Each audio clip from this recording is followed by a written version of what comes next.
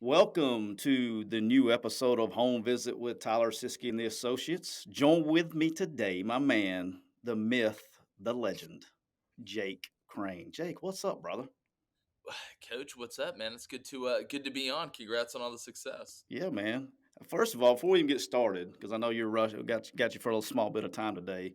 So I'll make sure I get this in. Let's talk a little bit about Crain and Company, your new show, you moving over. So I want you to tell the fans a little bit about it and how they can get to see you and all that good Yeah, stuff. yeah, man, I appreciate it. We're the new sports show for the Daily Wire for Ben Shapiro and them. They reached out when we were in talks with Cowherd about re up, and just thought it was worth a chance, and them kind of delving into sports, and they've already dove into the movie industry and are getting into country music as well. So saw an opportunity and jumped on with them. It's been great. We go live on YouTube, thedailywire.com from 2 to 3 Central every weekday. You can find it Apple Podcast, Spotify. It's Crain and Company, Crain. It's funny, we're with the Daily Wire, but we don't get political at all. So it's we're kind of the only show that doesn't get political because I think there's an avenue that people want when they want to hear about sports. They want to hear about sports. I mean, I'm not in here talking about the vaccine or inflation or any of that stuff. There's plenty of places you can go to Right. hear that. So yeah, man, we had some big guests already. Got a big one coming on Wednesday. Got Jason Whitlock coming on, and then announcing a bus tour we're doing down to the Final Four down to NOLA. So Oh. it's been great so far, man. Everybody's been awesome. And I love it. I listen every day.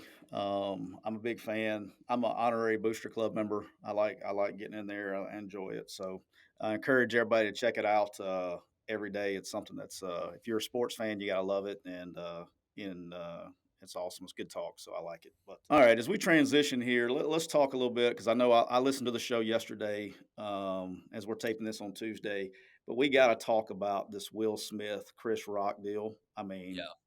what do you still think it was fake, or have you transitioned into the real? It's gotta be fake. It's like I said yesterday on the show. Like we don't have a Papa Doc situation from 8 Mile. I mean, Chris Rock isn't from Cranbrook. Like he didn't go to some fancy private school in Rhode Island. Like he's from Philly. You know when a guy is walking up to you like that, if you've ever been in any sort of altercation or disagreement with another person, when you're walking up there like that, it'd be different if Will Smith was walking up like, "Yeah, Chris, that was hilarious. Now I'm gonna tell a joke and roast you." But he was walking up to either get in your face or slap you or punch you in the face. Like I don't know how you don't know that. And for Chris Rock to put his hands behind his back and just lean over and like smile the most punchable smile of all time, I feel like it was staged. I mean, the Oscars, they've struggled, from a view and rating standpoint. What's the last thing you remember about an award show? Like off the top of my head, I can remember Kanye and Taylor Swift. Yeah, I don't So like, remember. I don't remember anything from those shows, but I will tell you this: I'm on Team Real here. All right, and this is the you think only it's reason I am. real? You Okay, think it was real I, and not planned at all? That I professional actors that get paid to act like no, other I'm on with that's you. not really happening? I do not disagree with what you're saying, by the way, at all. Okay, what do you like to say all the time? Is like two things can be true at Two things once, can be right? true at once. They All can. right, and here's why.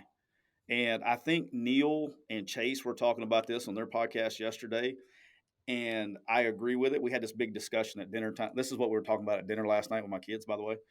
Nice. Is what does Will Smith and Chris Rock owe the Academy to do that for him? Will Smith's fixing to take some heat for this, right? And I mean, he doesn't need that for his career.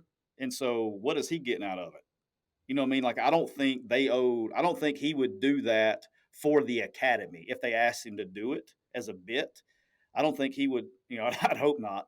But I don't think he would do that as a bit or Chris Rock because they don't need that. And then two is and so your guys at your place ought to be all over this. In this woke world that we're in right now, the academy doesn't want violence and all that stuff. That's not their move to do that to boost ratings. They would have probably tried something else, but not that. So I'm on Team Real, even though I wasn't impressed with the form. I wasn't impressed with the, if I was really that mad to defend my wife, there'd been more than like a grazing of the chin by the fingertips. We'd have gone full open hand across the face, in the knockout jaw part. But I don't. But But I am let on me ask Team you Real this for though. that Let me reason. ask you this though. You would have probably done it backstage, right?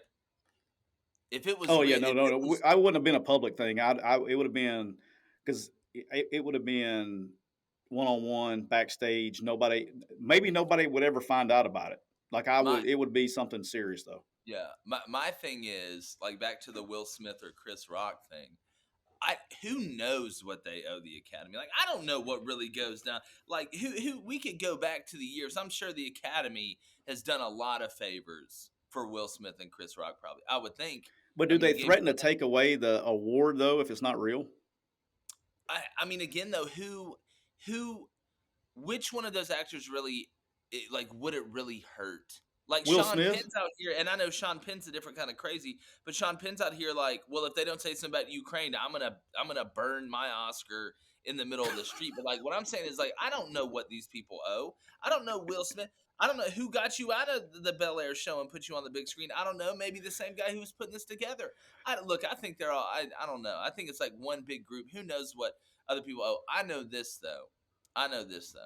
He really slapped Chris Rock. Like that hand touched face right there. Yeah. Well, But I mean, Ric Flair did some real slapping in his day too. But he did, and woo.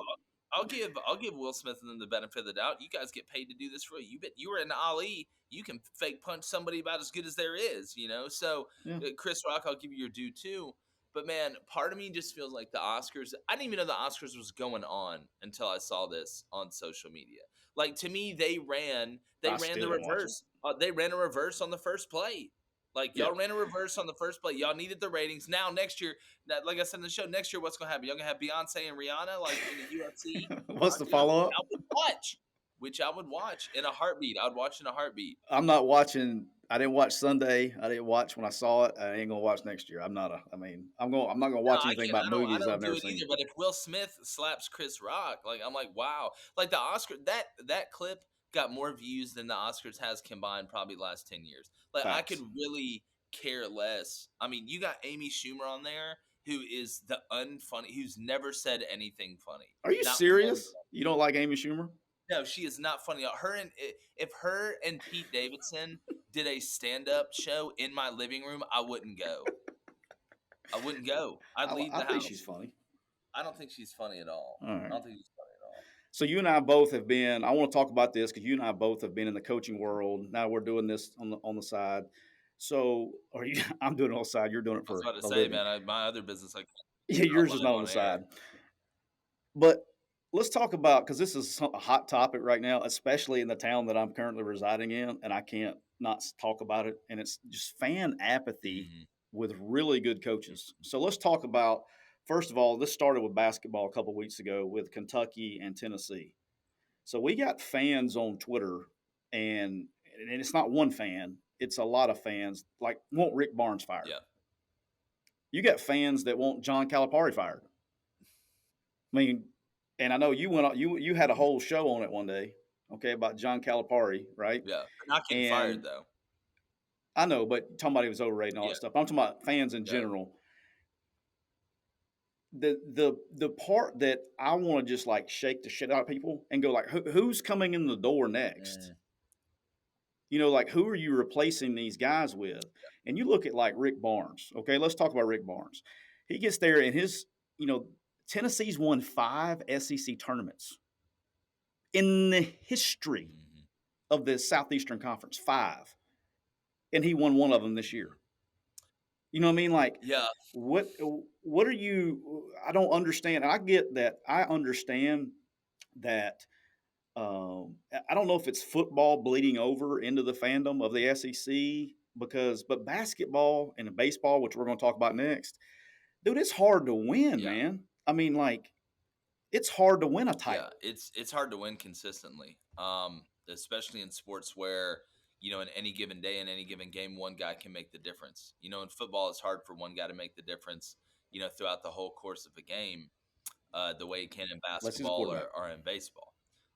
What my thing is, I think you have to take everything on a case by case basis. I think when we try and generalize groups of coaches, it makes it more difficult. But you know, fan and fan apathy, obviously, fan short for fanatical. In the society we live in, everybody wants everything now. When you look at the way that Alabama's Yeah. dominated in football. You know, people want that. They see there's an ability or a possibility there to dominate, even if they have no domination in their past.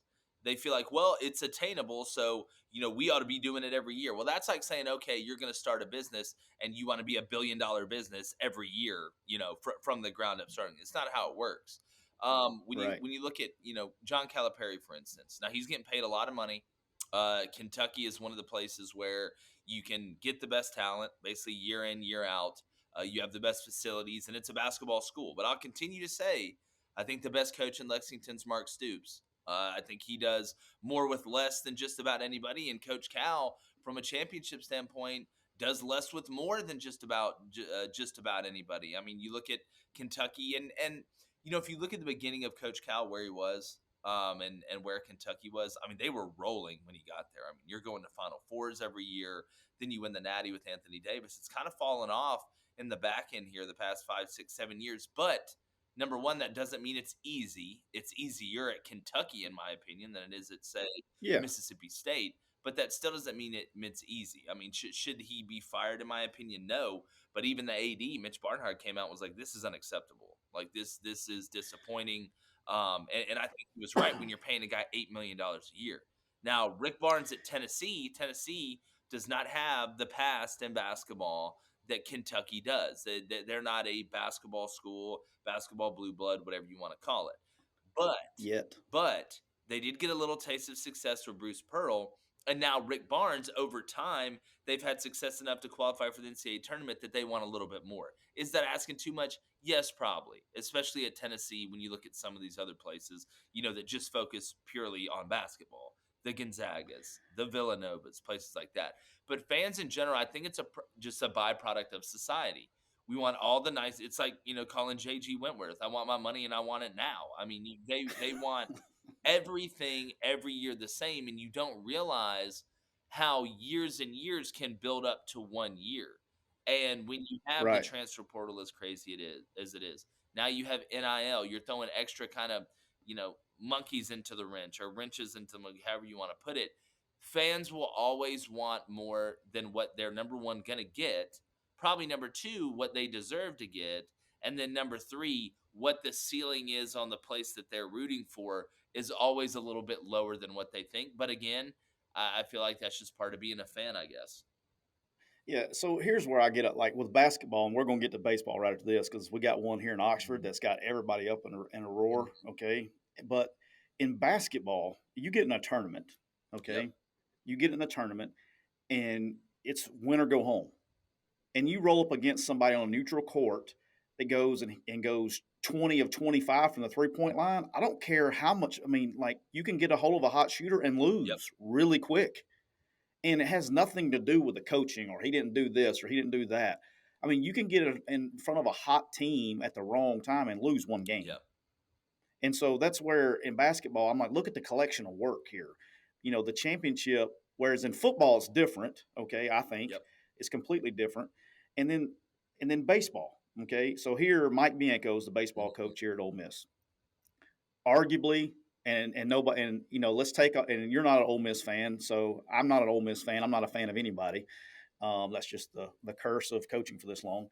But arguably, the guy's the top five at his job in the entire country. Yep. All right, they were the number one team in the country this past weekend. They got swept by I don't know how many polls there is. I guess supposedly another number one team with Tennessee, which is really good. But you're sitting here and they're wanting a guy fired. Well, when it comes to baseball, and let's do the order here because you got football, then you got basketball, and then you have Mhm. baseball. And let's look at the roles of the head coaches. Like how many, let's just be honest here, how many baseball coaches really impact the results of games? Not as many as you'd think. I mean, what are they going? There's no scheme they're running. He's not out there asking, "Hey, look, here's what I want you to do on this 0-2 pitch." Instead of throwing that slider, down and away, I want you to hang one up there and let him hit it 450 Yeah. feet. Like that's not in the It's sooner or later in the baseball, the players have to take Yeah. responsibility. It's a lot There's more only so much you individualized can do. sport. Yep. Right. And so the role, in my opinion, of a baseball coach is to assemble talent, especially at the college level, is to recruit and provide a culture of Mhm. success. That's what a Yeah. baseball coach does. Yeah. You're not going out there and going like, I'm a better coach than you, and I just we won the series. No, your players are either better or they executed better. It's sooner or later the players have to take accountability for that. Yeah. Basketball, let's go back to basketball though, Jake. Okay, so basketball, you do have scheme, you do have recruiting, and a basketball coach can affect to a certain Mhm. extent the outcome of a game. We agree with that? 100%. More than baseball, less than football. Then you get to football where it's every play Mhm. scheme. It's about recruiting. It's about everything.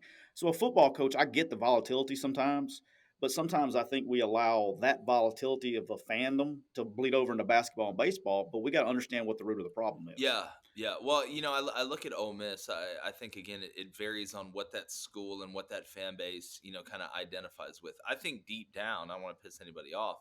A lot of Ole Miss fans That's fine. I do it all the probably time. realize that they've got a lot better shot of winning a national championship in the next 20 years in baseball as opposed to football and basketball. So they will put a ton of that same energy that you may say an Alabama fan may root for football more because they know they can win a Yeah. national championship. They put that type of energy into that sport, even though the points you just brought up are exactly correct. I mean, you don't have, you can talk about moving guys around with the shift and playing the analytics, but that's what a computer spits out. There's not a ton of, as a baseball coach, you going up there. It's, I guess you can sometimes, like in Major League, be like, Wiggins, just feel like you're going to go up there and get a hit. You hadn't pinch hit in 20 games. I just got a feeling you're going to go up there, the sun shines on Yeah. a dog's ass every now and then. But once you get to a place like Ole Miss, or I'm thinking around the country, other places where they're like, all right, this sport is one we like Kansas and basketball. Vandy. Like, yeah, yeah, Vandy. like Vandy and baseball. Like, they know at the end of the day, this is probably our best shot because you're damn sure ain't winning in football if you're Vandy. You might as well wait 1,000. You might as well wait till the next cataclysm and hope we You rebuild and dirty for you're that. like a part of the new order. But no, it's ridiculous. Anybody to talk about Mike Bianco getting fired needs to be fired from whatever job they're doing. I don't care if you're a bank teller, if you're a realtor, and I feel like you should probably get your license taken away because I don't want you driving on the same street as me thinking about dumb stuff like that, like firing Mike Bianco, who all of a sudden what'll happen is it'll be one of those things. Oh, Mike Bianco got swept by Tennessee. Oh, wait, we're hosting another super regional with a chance to go to Omaha. I love Mike Bianco. My kid goes to his camp all the time. I love Mike. We have beers down at the porch and run or whatever it is. So it's so kind of night or day, but depending on what it is, like you're gonna get the most vitriol in that sport. Like Kentucky basketball, like they win 8-9 games in football.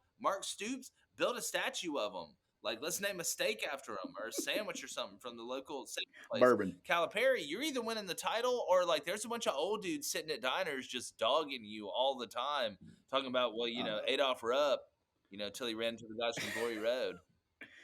Well, another thing is like, and we've talked about it, but in baseball, dude, I mean, you throw up against you go against the wrong Yeah, arm, it doesn't matter how good you are. I mean, they go shove it right down your throat and make you like it. But baseball's for in Ole Miss's case, and look, and for the people that listen to this, we have a ton of people in Oxford, obviously, that listen to this show. I like Mike Bianco wouldn't know me if we ran into each other on the street. It's not like we're friends or anything. I'm saying that, and look, in the history, I want you to get you some of this. This is where I get frustrated. And they went through the whole Kermit Davis thing. Well, that's neither here nor there. But there's always a time and a place. But in the history of the University of Mississippi, like they and I guess in the modern era, I don't know how you call it, but they've won one national championship, and it was like in women's golf. yeah, it was in Quidditch. It's not like we're rolling out. This is not like there's a precedent of rolling out, and they're like, well, if he doesn't go to Omaha, and he's got to go. It's Omaha or bust. I just disagree with that. I mean, yeah, I don't know. No, I I just it is look, what it is. I do too. Mike Bianco, he's a vet in the game, but I mean, if you're again, it's I hate to say this, but it's like the girl in the bar that, or the person in the bar that's a five that Are thinks. you saying that because you're at the Daily No, Wire no, no. now, I'm so you saying gotta that. like you I'm gotta saying that rephrase because that? it could be a guy or a girl, depending on what you like. I'm just using this as a general example. In Okay, the bar, all right. somebody who is a five that thinks they're a nine, like a hard nine, and you can't talk them out of it. That's why you'll have like the girls that hang out with uglier girls. Like, I don't know another way to put this. Like the sevens that hang out with fours because they make them look like an 8.5 or a 9. It's the natural order of stuff. Like your Ole Miss, okay, you're in the SEC, you're around Bama that's a 10 in football, and you're really like a 6, but you walked out of the house feeling like an 8. Like you looked in the mirror, you called up some friends and you're like, listen, Denise, I really need you to go out tonight because we're really good friends. But deep down, she's a 4. And everybody in there is gonna be like, you're at least a 7. So you're it's kind of like fixing up your house to sell it, or like a car or something. Like, I don't know, it's kind of almost kind of like guilt by association, but not really. Like almost like, all right, well, we're hanging out with Bama, like we're coming to the mall with Bama, so why can't we go buy the things that Bama buys? Why can't I get mad when you bring me a pretzel and didn't put cinnamon on or something like that? Like Ole Miss, you got to remember, sometimes you're a 5, but you're hanging around with people that are like upper echelon. Oh, all of a sudden you get invited to a Great Gatsby party, or it's like that Anna documentary on Netflix. Now all of a sudden you're a German heiress. Like you're not though. You're not though. But in baseball, you have the ability to be a 8 or a 9. Yeah. New Yeah. new clothes just came in. Going to get your hair and your nails did. All of a sudden you're creeping up the charts a little bit, but you still can't remember forget where you came from though. I got you. That was great. I haven't laughed that hard in a while. That was pretty good. That caused pain. Yeah, good. All right, and then the last thing I want to talk about this on fan apathy is this is something I always say, and I don't know if fans ever say it, but let's take somebody like Georgia for example. Okay, with Tom Crean. All right, and we're not talking about football, we're not talking about baseball, all that stuff. But how many times do you got to fire a guy? And I'm talking about like, here's what people don't realize: he's a good basketball coach. He didn't just wake up and show up to You Georgia in think the SEC by being a bad basketball what makes you coach. think that about Tom Crean though? Because of his history. Without Okay, I Dwayne mean he's Wade. won at other Without places. Dwayne Wade. What's that? His history without Dwayne Wade. Fair enough. But my point is, you get what I'm saying, Yeah. right? Is how many times do you have to fire a guy before you look in the mirror and go, wait a minute, maybe it's us? Yeah. When was the last time there's Georgia did like I anything said, I in say this on the show basketball? all the time. There's two things I don't understand. One, how Texas doesn't win 10 games every year in football, and two, how Georgia doesn't dominate college basketball with the talent they have around them. My thing with Georgia is it's just like anything. It's just like being a head coach in football. You got to know how to hire people. Like, I don't think Georgia for a while has been able to hire or brought in a guy that you're like, you know what? You can recruit this state. I had JJ Frazier on the show last year. He just told me straight up, he's like, look, Tom Crean's not going in these kids' living room convincing anybody to stay in Georgia. Like, he's just not. He's not that type of guy. So I actually think the Mike White hire is a lot better than what a lot of other people think. Now, do I think Georgia's going to be some dominant program in college basketball? No, but Georgia's a place to me. It's like LSU in football. You can be bad one year and all of a sudden flip the script, get the right guy in there and be a problem. But Georgia hasn't made the same push for basketball like they've made for even Right. softball. Like you got to make your Auburn made their mind up. Like Auburn made their mind up. We want to be good at basketball. We'll do whatever. Does it mean bringing in Bruce Pearl? Does it mean throwing a bunch of money at it? Does it mean taking a risk? Yes, Georgia is, and I think now that they got the football natty, they can maybe finally breathe a little bit. They're like, all right, we got that over. We got that. We got over the hump on that. Now we can start, diversifying into other stuff. Because you look, they've tried in baseball. They've tried more in baseball than they've tried in basketball.